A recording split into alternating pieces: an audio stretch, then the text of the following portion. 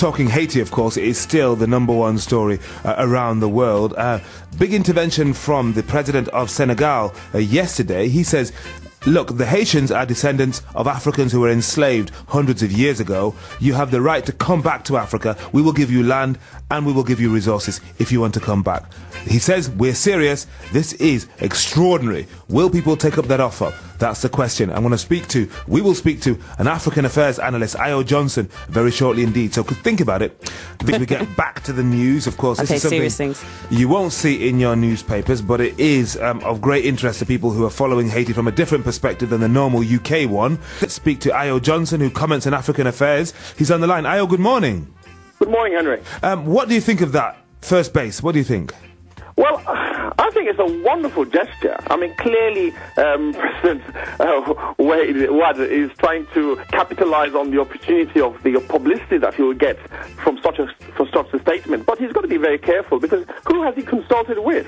I mean, you can't make such decisions unilaterally. You've got to consult with the chiefs, and he's talking about offering an entire region. There are these complications that he probably haven't thought about. I mean, it's a good gesture. And besides, how are you going to ensure that, have you got the facilities to attract and keep all these migrants who will be coming back from Haiti? I think there's some logistical complications which he's got to think about quite clearly, but the gesture in itself is a very good one. It's in keeping with what Gaddafi has been championing for some time as head of the African Union for United States of Africa, which comprises of not just Africans themselves, but also members of the Caribbean. So I think it's a good gesture all around, but there's some nightmare logistically which have got to be considered. Yeah, I definitely agree with you. It's a brilliant idea. My first thoughts were, after thinking it was a wonderful gesture, was thinking, okay, so how would the ordinary, everyday Senegalese person react to this if they have very little and they suddenly see that somebody's coming into the country and being given a parcel of land, for instance, which is what he's suggesting?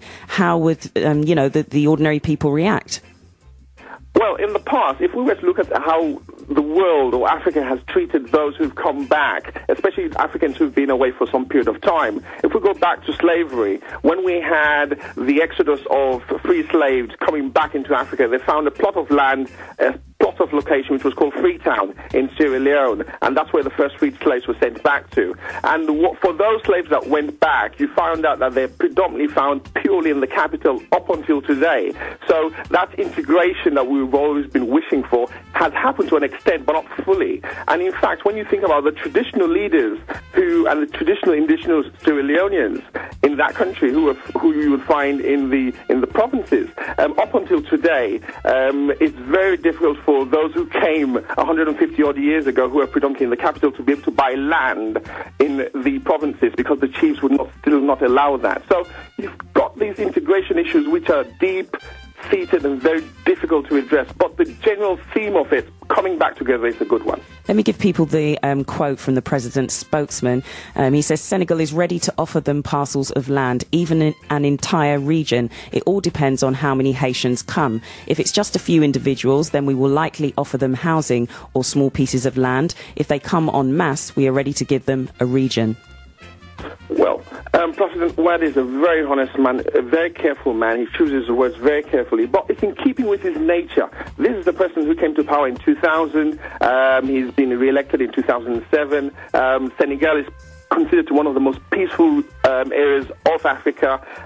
They've not been having any conflicts or issues to do with that. And in fact, the Senegalese president have always been willing to mediate with conflict regions like the Chad, the Sudan, and he's even prepared to send his peacekeepers to places like the DRC, Congo, Liberia, and a whole raft of other countries. So it's in keeping with his nature of wanting to give, wanting to engage, wanting to attract. But again, it's not to say that Senegal hasn't got problems. Clearly it has.